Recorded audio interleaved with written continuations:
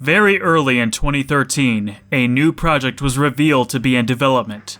A short teaser trailer announcing the collaboration between Atlus's Shin Megami Tensei series and that of Nintendo and Intelligent Systems' Fire Emblem.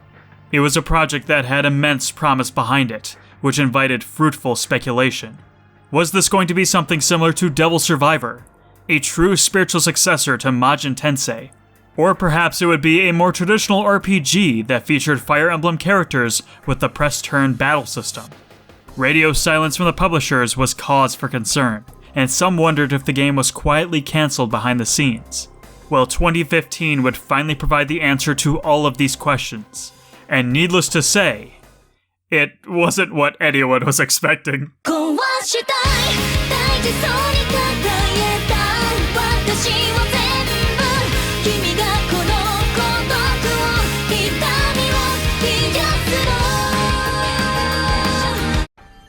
The development history of Tokyo Mirage Sessions Sharp FE is perhaps more interesting than the game itself.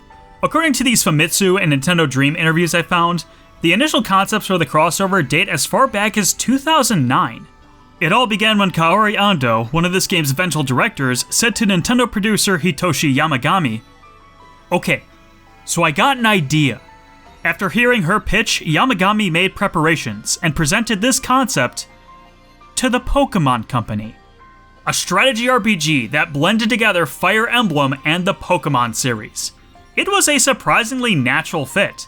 In fact, it was such a good idea for a crossover that the Pokemon Company were already working on their own strategy RPG Pokemon game as they were collaborating with Koei Tecmo's Nobunaga's Ambition to create what we now know as Pokemon Conquest. Thus, the pitch was denied. Clearly, that rejection wasn't enough to keep the duo down. Ando approached Yamagami a week later and said, "Okay, so I got another idea." The company Yamagami approached this time was Atlus, specifically the teams responsible for the Shin Megami Tensei games. Atlus quickly turned down the idea as they had no one to spare for a new project. But sometime later, Shinjiro Takeda, a producer from Atlus, approached Yamagami and asked if there was interest to try again with the idea. Takeda had worked on the Langrisser series since its inception, and always saw Fire Emblem as a true rival. Seeing he had the opportunity to work on that property was extremely exciting for him. In fact, I speculate it's the sole reason the pitch was reconsidered after so long. Now that passion existed from both sides, the collaboration officially commenced. Both teams were in sort of a state of development limbo after 6 months. Their initial proposal was mostly a literal crossover using familiar characters from both series, interacting with each other in a strategy RPG framework. Something wasn't right, however. They felt as if they were just making a Fire Emblem game that didn't take advantages of Shin Megami Tensei's strengths. Yamagami thought the concept needed more inspiration. He encouraged Atlus to reinvent the game and make use of their own development experience, to make a game that wasn't quite a Fire Emblem game and wasn't quite a Shin Megami Tensei game. Someone then came up with the idea that perhaps people in the real world would summon the spirits of warfare through dancing. Similar in concept to how dancing in Japan was born through rituals to call upon the gods. They found using the entertainment industry and idol culture was the most modern interpretation of this idea, and based the setting and tone around that concept. Eventually, that led to the final product we ended up getting in the form of Tokyo Mirage Sessions Sharp FE. This was a win for Nintendo, as it was another exclusive to bolster their desperately sparse Wii U release schedule. This was a win for Atlus, as this was a great opportunity to experiment with settings and concepts that were applied to later Shin Megami Tensei and Persona games they would develop. This was a win for Intelligent Systems, as their desire to use a modern-day setting that they've wanted to experiment with since Awakening was made possible. And this was a loss to basically everyone else. Because of the subject matter it decided to tackle and the overall tone of the game, Tokyo Mirage Sessions was left in an undesirable position. The concepts of modern-day idol culture was a completely foreign setting to Fire Emblem players. The Shin Megami Tensei faithful were expecting a darker, mature take to be centered on medieval fantasy. Thus, neither fanbase was able to accept this new title as a part of either series' legacy. While Tokyo Mirage Sessions has been able to accrue a moderate cult following in the years after its release, it has not received any more notoriety beyond that.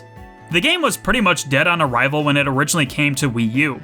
Although an enhanced port was brought to the Nintendo Switch, it did not seem to do any better in terms of reception or sales. It was enough for me to ask the question, is this game's lack of success justified by the contents of this game, or is it an underappreciated gem that people continue to preemptively write off?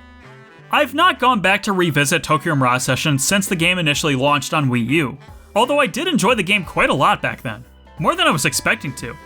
That being said, I came into the game primarily as a Fire Emblem fan. The only Shin Megami Tensei game I had even touched at that time was Persona 4. But 7 years have gone by and my familiarity with the series has expanded with that passage of time, as I've played some of the mainline SMT games and more than a handful of its spin-offs.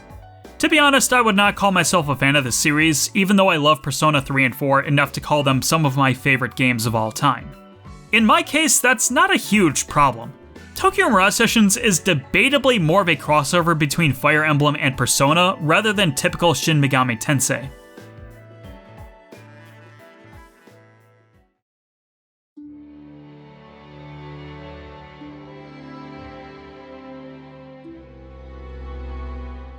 Our story begins with an opera performance, a stage play of two singers who are mysteriously enveloped by a dark aura. Before anyone has time to process what is happening, the entire theater and its patrons are enveloped by the same unknown force, causing a mass disappearance within seconds. The only remaining survivor is a young girl who was saved by an unknown light. 5 years eventually pass. The young girl has now grown up and is now in high school, and she makes her way out to a local audition in order to follow her departed sister's footsteps and become a singer herself. For those of you who are unfamiliar with this game, you may already be thinking this is an interesting setup for our main character of the story. If that's the case, then you unfortunately made the extreme cognitive blunder of forgetting that this is a JRPG, and of course the main character should be the milquetoast male teenager with zero redeeming talents meant to represent the target demographic. So yeah, the guy before you is Itsuki Aoi. Itsuki is not a singer, not a dancer, not an actor, not even a YouTube content creator, and has no aspirations to be one. You may be asking me why this is the main character in a game that is all about the entertainment industry and becoming a better performer. To which I respond, that's a good question. The girl we were introduced to is Tsubasa Oribe, who hasn't had the courage to tell Itsuki yet, but is at the audition to hopefully become a singer herself, to bring joy to people just like her sister used to, and inspire people to overcome their troubles like Itsuki did for Tsubasa 5 years ago. But it turns out this audition was just a front. It's unclear to us as to why, but the proprietors of the event have come to steal the energy from everyone there, Tsubasa included. As she's whisked away into a mysterious portal on stage, Itsuki bravely follows in after her. After being transported into an alternate world, Itsuki comes face to face with a mysterious girl who looks a lot like Tiki from the Fire Emblem series. The young girl pleads with Itsuki to push ahead and help save the innocent people caught up in all of this. He certainly tries, but is frightened by the presence of a ghastly figure that is in pursuit of him. Eventually, he manages to find Tsubasa, who is in grave danger. The mysterious ghost manages to catch up to Itsuki though, and just when it seems like things are about to turn for the worse, a mysterious light appears from Itsuki's heart, and he subdues the creature, revealing it to be Chrom. Itsuki and Tsubasa then gather their courage and activate something called a Carnage form. This transforms them into flashy costumes, and provides them with weapons created from the ghosts of Chrom and Sita. They fight off the monsters and escape the mysterious world. This is when they are approached by the producer of a talent agency, who explains everything they just went through and recruits them as Mirage Masters.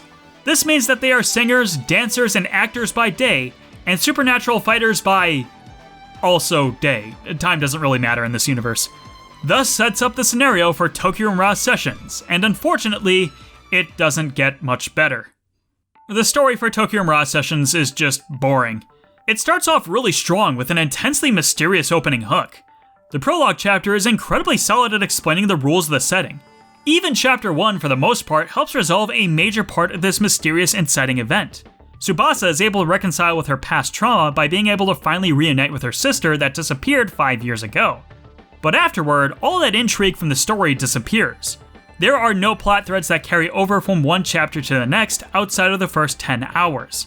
There isn't the foreshadowing of a central antagonist causing each chapter to occur, and the game almost seems to forget that mirages are this alien phenomena that have only been around for the past few years starting around chapter 3. The best way I can describe it is that this is a slice-of-life JRPG. Every chapter is entirely character-driven, and they are given some challenge to overcome that is preventing them from being the best performer they could possibly be. After that chapter is done, that specific story arc is finished, never to be brought up again. It's only at the final chapter of this game does the story really go into a plot with actual substance and tie into the lore of the Fire Emblem series. Until then, the story you have to deal with is 30 hours of pointless filler. God help you if you are a Megami Tensei fan that has no interest in Fire Emblem. Although my knowledge is limited, there was nothing I noticed within the story content that so much as references anything from the Megami Tensei mythos. Like, the game is set in Tokyo and that's about it. It doesn't even provide a story that feels like it belongs in a Megami Tensei game. When I play a Shin Megami Tensei game, mainline or spin-off, I can expect a game that presents some nuance. Even if not completely successful, it can always find ways to be critical of the core themes and ideas being presented. But Tokyo Mirage Sessions comes off as lacking in bite by comparison. One could argue that even Persona 4 Dancing All Night explores the entertainment industry with more depth than anything found in Tokyo Mirage Sessions. I was not at all engaged with the story. Even on my first playthrough, I didn't take it all that seriously either, and was just along for the ride. I'm not sure I would say that's entirely a bad thing, because I don't think the story is designed with the express purpose of being taken seriously. But you must forgive me, for I was still underwhelmed. Usually I was able to come back to every Fire Emblem story for the retrospective and notice something new about them. But the themes for this game are shallow as a puddle. There's nothing more for me to latch onto. I actually found myself liking the characters of this game less than I did before. Even for the various side quests that open up as the game progresses, there just isn't enough interesting to talk about. Fortunately, doing the side quests provides some extremely useful abilities in combat that make the battles a lot easier. Heck, even being able to see the bigger budget music videos is a treat within themselves. These are actually some pretty good songs. But the actual content of the stories just comes off as a big waste of time. They usually consist of walking around Tokyo to trigger various event scenes of some goofy shenanigans, before eventually ending with a heartfelt lesson. Each supporting cast member gets 3 side quests focused primarily on them. But I was a bit surprised to see that a lot of them explore the underlying motivations behind these characters within the first quest. There's no build up to them, and it makes doing later side quests feel less impactful, as there isn't a mystery behind the curtain being unveiled with them.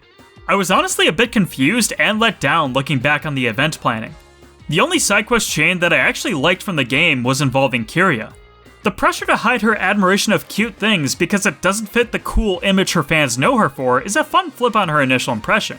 She doesn't get over this mental block right away and even dedicates multiple side quests to denying and accepting it. It's actually something that does speak to me as a creator. We don't always follow our passions out of fear of doing something our audience might react unfavorably to. It's not some groundbreaking character exploration, but it works in the context of this game. But this is an RPG that has turn-based battle systems and whatnot, so let's take the time to discuss that too. The game is most accurately described as a Shin Megami Tensei styled RPG. You don't have to worry about a tile grid or any positional attributes during combat. In battle, you'll have a wide variety of commands that you'll understand quite easily if you've ever played an RPG before. Where Shin Megami Tensei sets itself apart from similar games is how much it relies on its elemental weakness system. Hitting an enemy with a weakness in a Shin Megami Tensei game will guarantee bonus damage as well as provide additional actions for the party to use. This is actually not the case in Tokyo Mirage Sessions. Hitting enemy weak points is how you activate the Sessions mechanic of the battle system. Characters can learn various skills that allow them to chain together bonus damage if a party member hits a weakness of a corresponding type. And as you get further into the game, the combos made possible from Sessions get longer and more versatile. What you'll always need to keep in mind, however, is that enemies also have access to Session skills, and these can absolutely annihilate a party member from full HP if you let them happen. So you'll always have to keep in mind the weaknesses of your own team while in battle. In fact, enemies are actually quite strong, even without hitting a character's weakness. So your goal is to try and take them out before they have the chance to set you back. If you don't think you have that chance, then you have to really make use of buff and debuff skills. If you bring a party to battle that isn't completely optimized for the challenge you're facing, then you can make like Final Fantasy X and swap in a character from the reserves without any penalty. It's exactly this system of weaknesses and teamwork that makes me excited about this game as a crossover. Just by playing the game, it becomes obvious that the gameplay strengths of both series complement each other extremely well. To provide a perspective look towards the Fire Emblem Warriors games, I don't think they capture the tactical decision making, analyzing weaknesses, and even trying to bank on some good luck quite as well as Tokyo Mirage Sessions. And what's especially cool is that this game incorporates almost all of the resistance and weakness logic that has been present in Fire Emblem since the beginning. The weapons triangle is present in this game. If you see an enemy holding an axe, you can use a sword against them. If you see a flying enemy, you know they're weak to arrows and wind magic. Enemies that are on wheels are considered cavalry units, and are vulnerable to Horse Slayer skills. But there is a particular aspect of the battle system preventing it from being as good as it could be. You only have 3 party members on the battlefield at any time. If one of your characters is knocked unconscious, you don't have a lot of chances to revive them if the enemy kills another one of your party. Considering some of the more difficult battles can have up to 5 enemies, one of your party members dying might as well be enough reason to give up. Further compounding this issue is that one of those slots is locked to Itsuki for the entire game.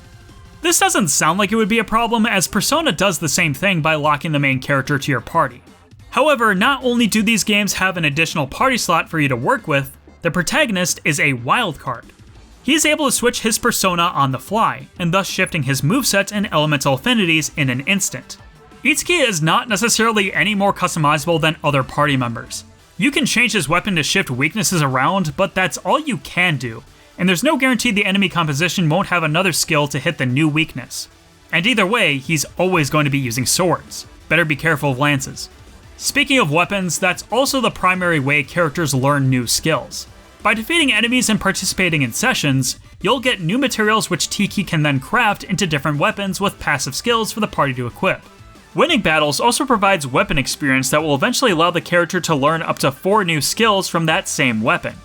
But just like in Shin Megami Tensei, you only have so many slots available to use. This means you'll have to carefully consider which skills you'll learn and decide which ones need to be replaced. You have a lot more freedom in this game when it comes to picking and choosing skills. Instead of only having 8 slots that are shared by all skills of all types, characters get 6 skills for actions, utilities, and session skills. You might think this would make decision making less impactful, but I honestly thought it made it harder. There are a huge variety of skills that are all competing for the limited slot space, and you have the freedom to build characters however you want. Not to mention that session skills really benefit from this customization system. Early game will see you wanting to learn a wide variety of session skills for each character, so you can cover as many bases as possible.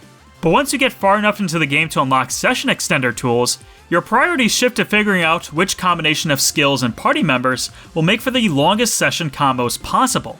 Sounds simple and easy, right? I thought so too until I replayed the game for myself. This game is actually a lot more difficult than I remember. I'm sure some of this was due to me having less patience and deciding to skip past enemy encounters, but I actually struggled a lot in this game and found myself seeing the game over screen numerous times. Normal encounters aren't that bad and are usually done in about a minute, but strong enemy encounters really test you. For every single boss fight in the game past Chapter 1, I determined myself to be severely underleveled for them. Yet according to the game, I was matching the recommended level. I could get sort of far with a good strategy, but once my luck turned unfavorable, I pretty much lost the fight on the spot. This could be due to the fact I wasn't doing side quests at the earliest possible opportunity and saved them for intermission chapters, but if the rewards from the side quests are so useful to make the difficulty not unbearable, then I struggle to call them optional, which is a shame considering how boring they are. I would often switch the game down to easy mode for the fights I attempted at least 3 times without victory. And yet, I still got enough game overs in easy mode, the game then offered an even easier difficulty option. Personally, I always feel somewhat insulted whenever games offer me these concessions. That being said, I played Devil May Cry 3 Special Edition on easy mode and didn't feel bad about it. So honestly, I'm chillin'. I made liberal use of that Experience DLC dungeon even when I first played this game, and buddy, I'm not stopping now. Speaking of dungeons, they're sort of a mixed bag. Each dungeon does have a gimmick tied to their progression. Usually this gimmick is linked to the core theme of the story during that chapter. For example, the photographer's dungeons require you to avoid the camera's line of sight. In fact, I think Chapter 1's dungeon is particularly inspired. It's a big puzzle that requires you to consider how to position certain dolls to ascend to different floors of the dungeon. The challenge continually builds complexity in a satisfying way.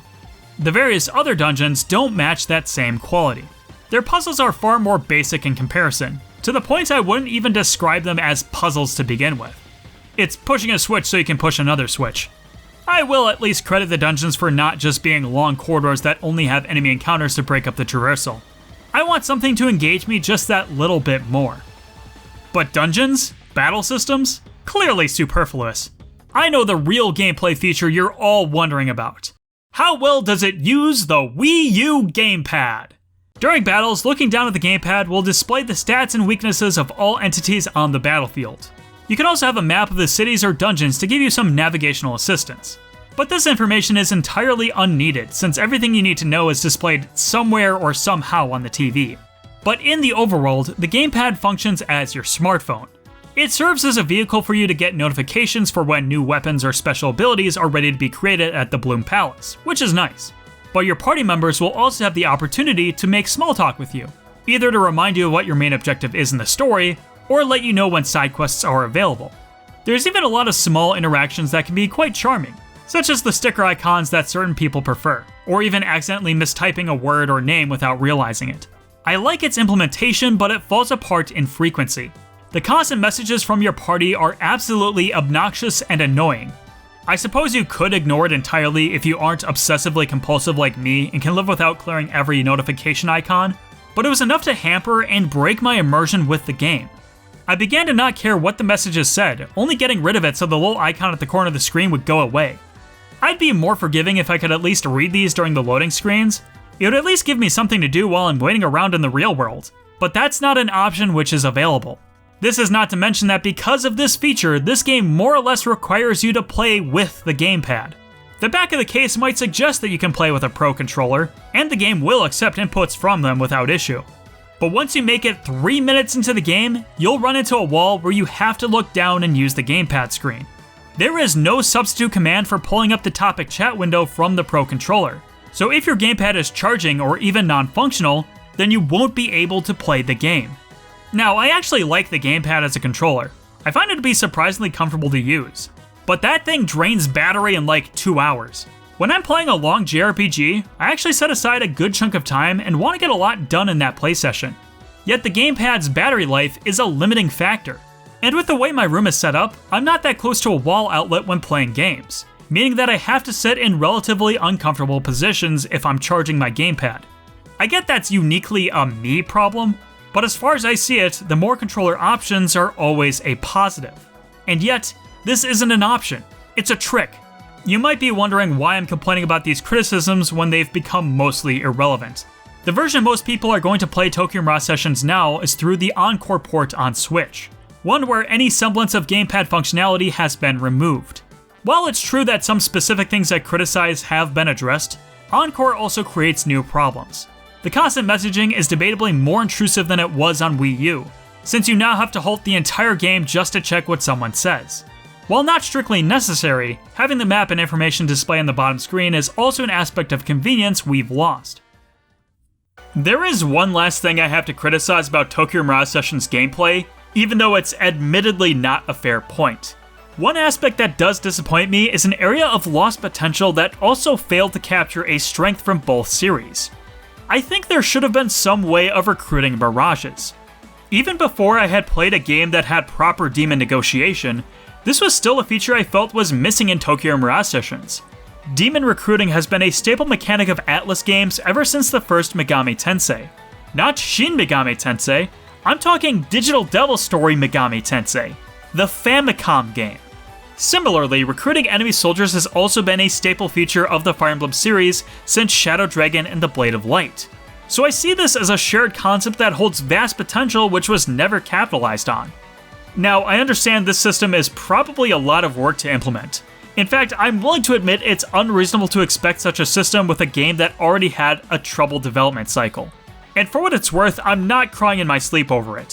One of the reasons I enjoyed Digital Devil Saga is because I could say, finally, an SMT game where I don't have to worry about recruiting and fusing demons.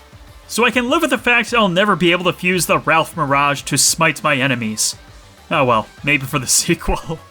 Tokyo Mirage Sessions from a gameplay level is incredibly solid. Although there are some undeniably disappointing aspects, there is even more that's way better than it's often given credit for. Honestly, I think that sums up Tokyo Mirage Sessions pretty well. Despite the fact that I played this game before, I truly had no idea what to expect replaying Tokyo Mirage Sessions Sharp FE. Would I come back to this game rediscovering an underappreciated gem that people are far too dismissive of? Or would I buy into the cynicism that surrounds this game and end up being unimpressed with it? To my surprise, I ended up somewhere in the middle. I suppose if I had to speak only for myself, I'm glad this is the final vision of a crossover title with an extremely troubled development.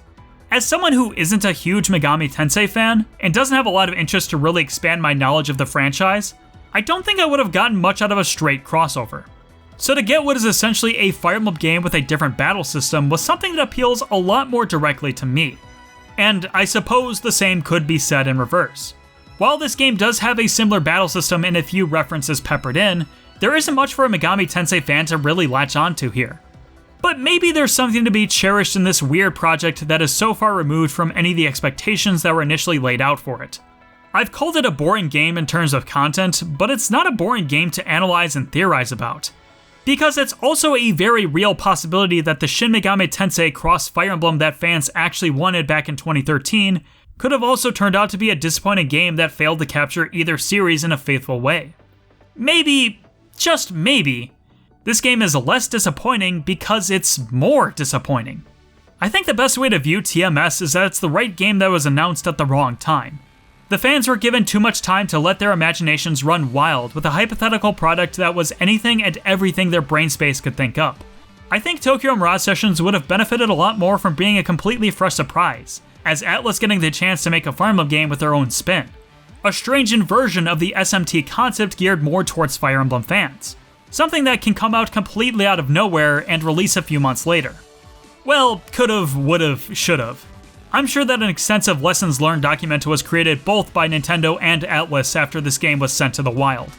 Tokyo Mirage Sessions will perhaps never see a major spotlight again. Heroes was kind enough to include a featured update for the characters, and it's nice the game did get a chance at a second life on the Switch. But I think it's overall for the best that while this project came with a lot of baggage, Intelligent Systems and Nintendo were not deterred in seeing what else could be done with the Fire Emblem series, and where else they could expand its reach to. Even if that reach wasn't going to be on electronic hardware that Nintendo manufactures.